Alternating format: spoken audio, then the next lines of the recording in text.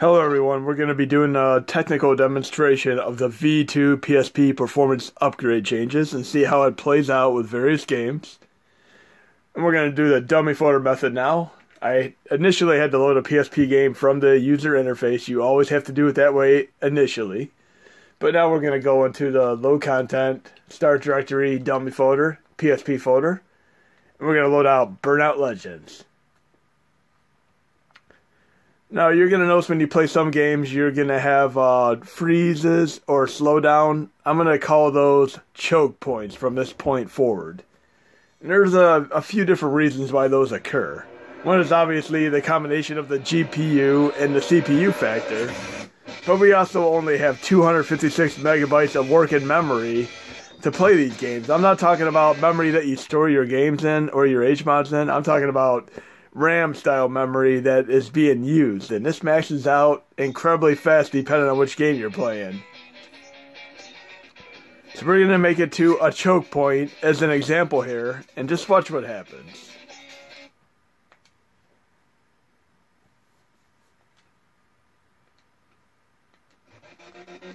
Initially, when you start a game out, you might have a little bit of slowdown like this, but you might want to give the game a minute or two just to see if it really affects the entire game. So right now, we're about to hit the choke point number 1. But if you're patient and you make it past this choke point, just watch what happens.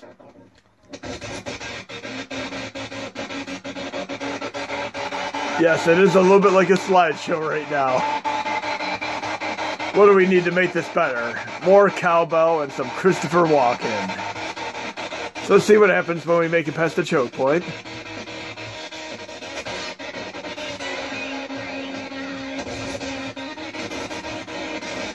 And we're about to exit the choke point area. Here we go. Our reward is full speed now. So let's up the ante and use some turbo here.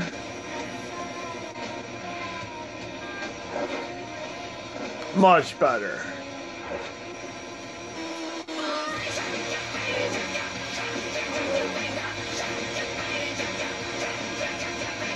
And of course your boost meter can go up depending on how you do jumps and just do close calls with other cars, like just I got air and got some extra points right there. Do a little side swipe next to somebody, you get more boost. And I made it back to the choke point. But yeah, various games will have choke points, and as long as you get used to them, they are not such a big deal. This game is incredibly fun. I played for an hour or two, and there's a choke point here and there once in a while, but the game is still highly playable. We're going to load another game here. Let's try a Final Fight style brawler. We're going to try out the great Guilty Gear Judgment. This is what I consider a gem because it is not a really well-known game. More of a gem, underground style title. But it's a fun game if you like Final Fight style brawlers. And it comes with Guilty Gear Judgment as well as Guilty Gear X2. They're both fantastic games. We're going to start out with Guilty Gear Judgment.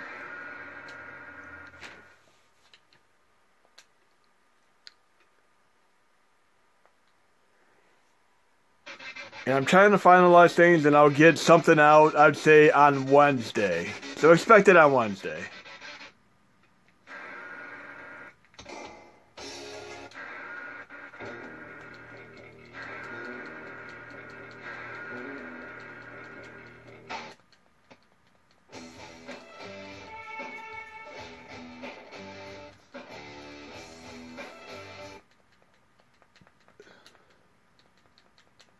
These changes affect the games in various ways you will see. They're not all going to run perfectly. There we have our Final Fight style brawler here. Real nice looking, good soundtrack, good gameplay. Feels like I'm right at home playing an arcade game right now. Almost like the Metamorphic Force in a way.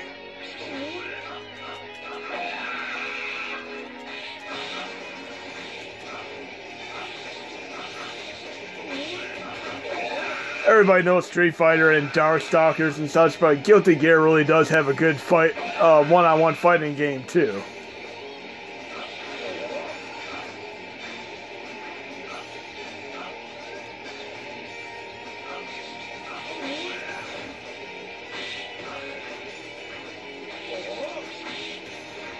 Okay, let's go back to the other game and see what the other one is like. We'll just do a restart here. Get there a lot faster.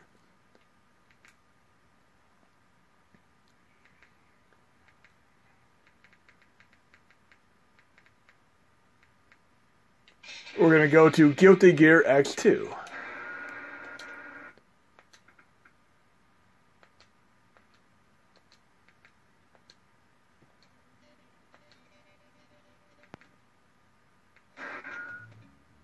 Arcade.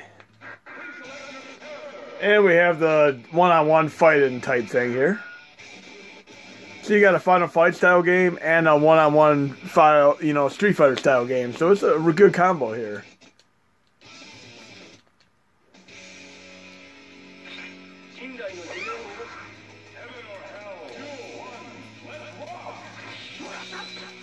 And it plays amazing.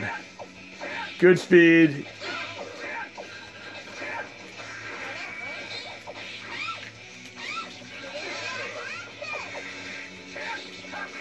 So that's Guilty Gear. We're going to load another game here.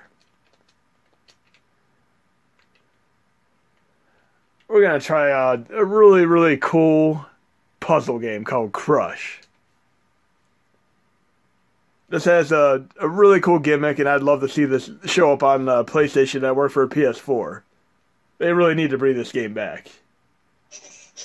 But as of now, it's mainly on PSP, and I believe they did a port of it for 3DS downloadable titles. But the gimmick is really cool once you see it in action.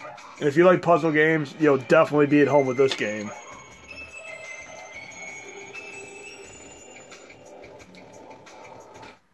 Starts out very, very simple, as you'll see in a moment here.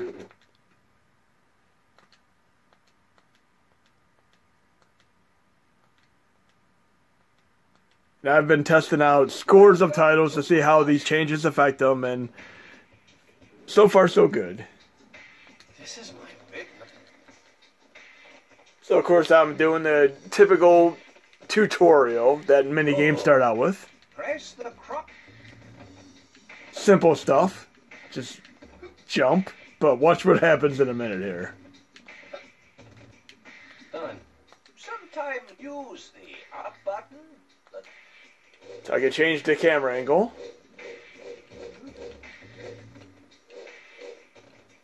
Seems pretty simple. Good. But now you have to learn how to crush. So pay attention. Here's where it gets really interesting. Crush? Yeah, I said the same thing. Crush? What the hell is a crush? You'll find out in a moment. Yes, Danny. You have tested... It's science, Danny. Perfectly harmless. Crushing turns the 3D world into 2D. And of course they did something similar to this in that Zelda on 3DS. This allows the Link to the Past up to, follow up to it. See, I made 3D into 2D, and I could simply move there and do the same thing again. Well, now you have to uncrush. And I went to an area that I would normally not be able to navigate. I'm all the way over. That's how crushing top-down is particularly useful. See, it's way, way above me, but if I do a 3D crush, it'll make it all 2D plane. Now I can simply jump here. Excellent. Now I'm up high. I think that's a really, really cool gimmick. It's a very, very fun puzzle game, and it's incredibly challenging. So check Crush out. We're going to try another game here. What else do we have on our list to check out? How about Family Guy? I've had this on PS3. Let's see how it runs on PSP.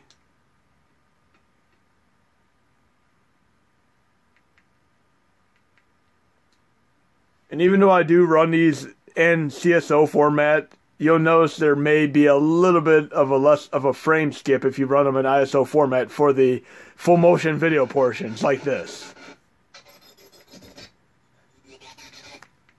But I'd much rather have the CSO a smaller format and put up with a few frame per second differential there.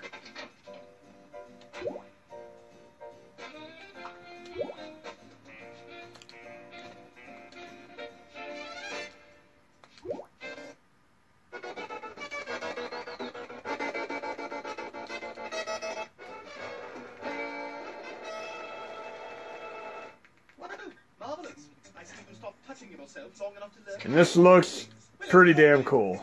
Really looks nice. Being a Family Guy fan, I could definitely see myself playing this. My boyfriend, Prince William, got me this beautiful watch. I'm not a boy! Oh God, this is so embarrassing! Stewie, guess what word I'm thinking of right now? It's not kitty. I really wouldn't know. Go on. Guess a word. Really, really cool. Look, I mean, definitely for fans of Family Guy. The average gamer might not be into it, but if you're a fan of Family Guy, I can see you enjoying it. So let's see what else we have here. And we can't forget about some Shmup games.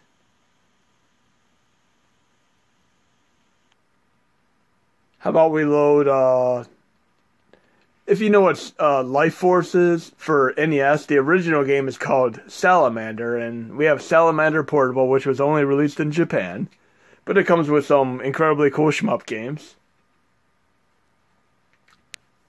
And I love all the various PSP collections that have a set number of games with each of them, like right here, just watch.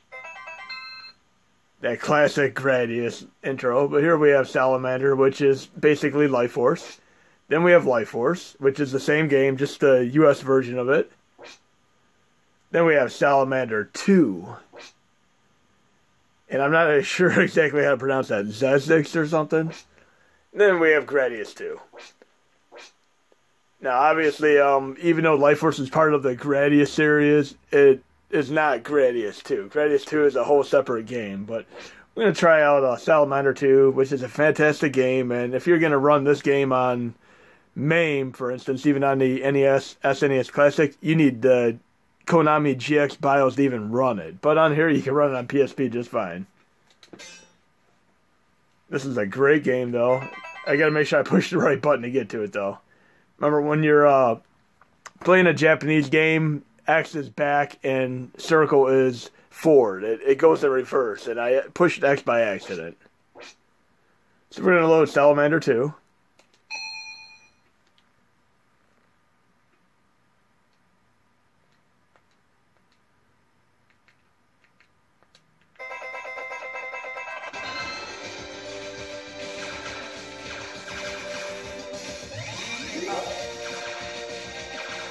Great Gradius game here. I put it right in the Gradius series.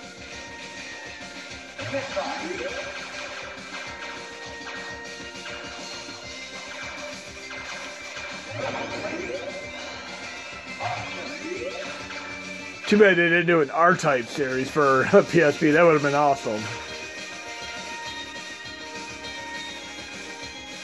They really should do a Castlevania series.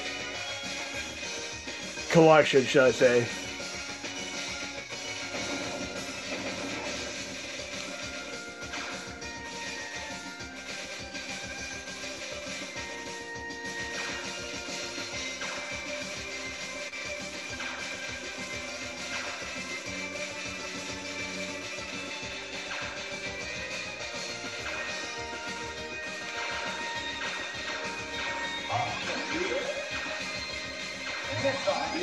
But this is Salamander 2.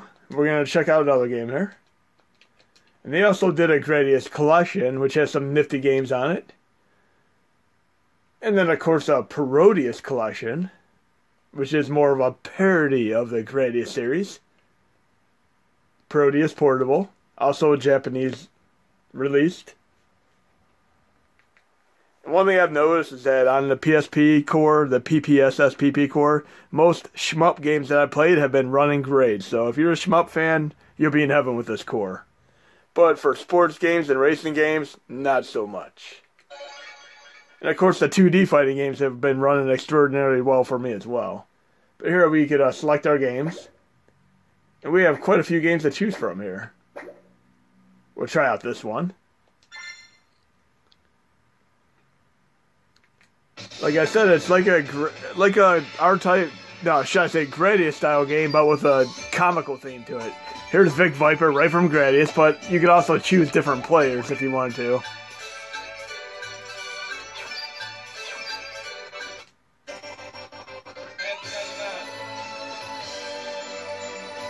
Very, very fun if you like Gradius.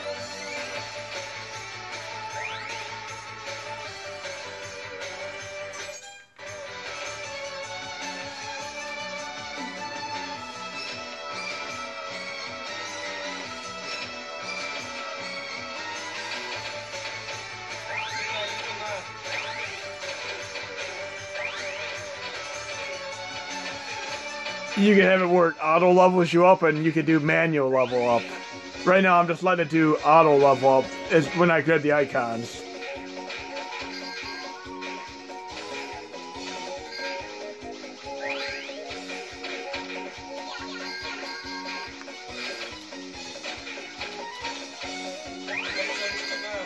This is the Proteus collection. See if we have anything else interesting here. I did find a racing game that plays at full speed called Full Auto 2, and it has a little bit of a Twisted Metal feel to it. Full Auto 2 Battle Lines, and I have the Xbox 360 version of this. It's a great game.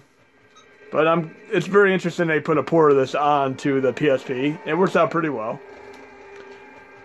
And when you first start playing it, it would seem initially like it's a slow game, but it picks up really fast once you make it past the initial choke point.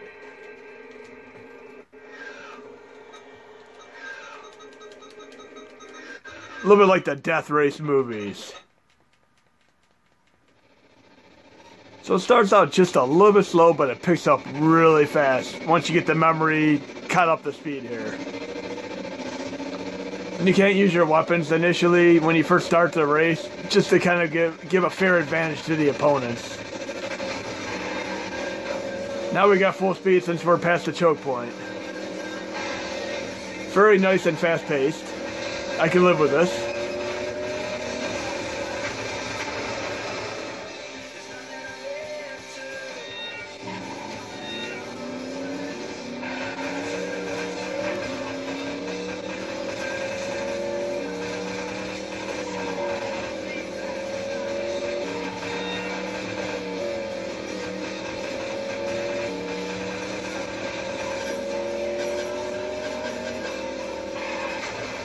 And I'm feeling at it pretty miserably right now.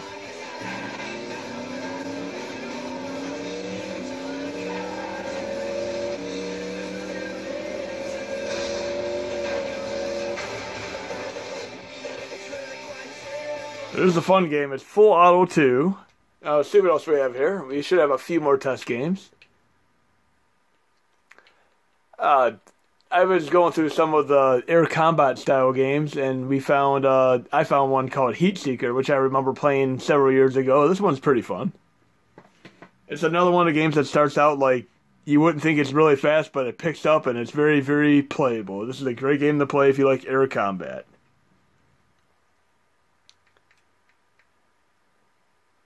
And for the record, any time I see the Codemaster's name on the game, they made the original Micro Machines Stuntman for NES. They made a lot of incredible games over the years. And again, I'm going to try to get this update out by Wednesday. There are a few more things I have to finalize.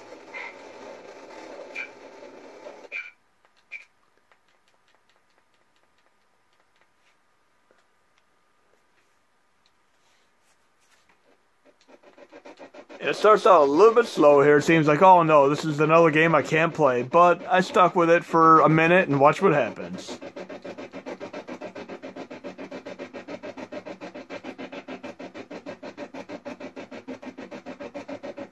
So don't always give up on the game when you load it and it runs slow like this. They're not always going to stay slow. But it seems like it would at this point, but in this case I stuck it out and it paid off to be a fantastic game to play. See, it's normal speed now. But notice I'm having trouble controlling it. You're going to have to go into your RetroArch options, control, and you're going to notice on many games, and this occurs with Nintendo 64 as well, if you have trouble controlling them, you're going to have to turn the left analog to none. If you don't do that, the D-pad's going to do everything that the right analog does and just screw you up completely. But I have it none right now. And there's several PSP games that you're going to have to do this for. You'll find out when you try to use the analog and you pull up menu screens and such. You'll see what I mean in my next test game. But I turned it off. Now I can control normally. And the D-pad has the HUD display and all that. Now I'm getting a little tutorial here.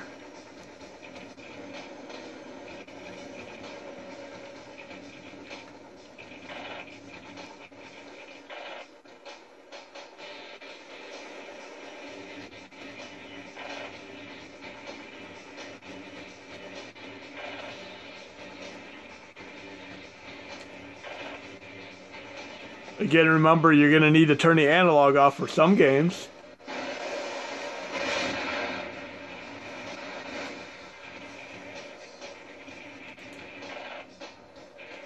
And I should get a little bit of air combat here in a moment, show you guys and gals how the combat is in this game. They're going to throw some enemy targets at me here.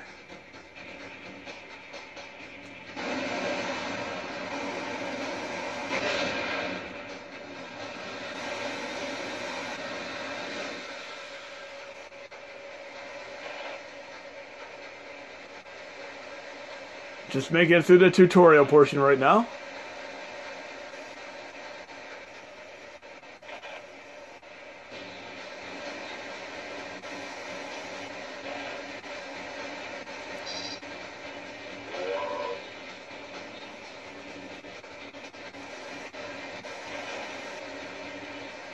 There's some enemy targets right there. Let's take these guys out.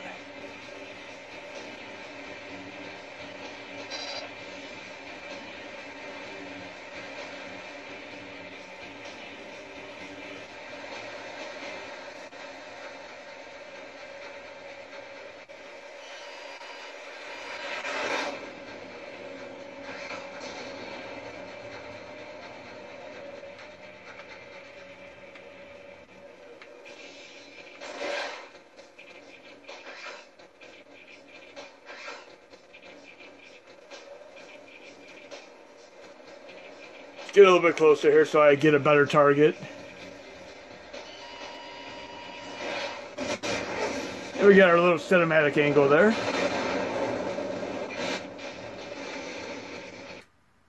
So anyway, that's a really cool game. Definitely check that one out. And we'll do one or two more test games here.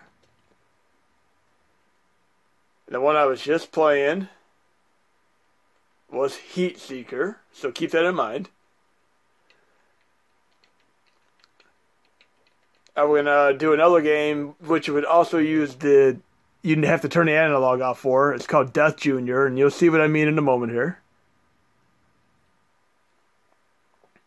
This is a 3D game that runs pretty well.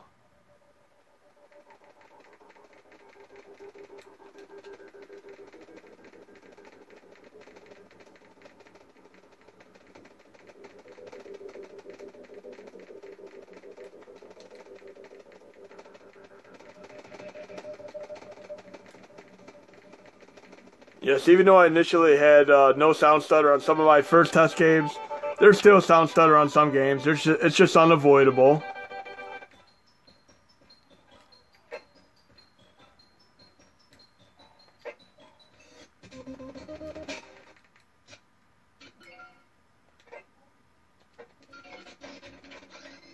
See, every time I try moving with the analog, I'm pulling up the menus, and I'm like, okay, what's going on here?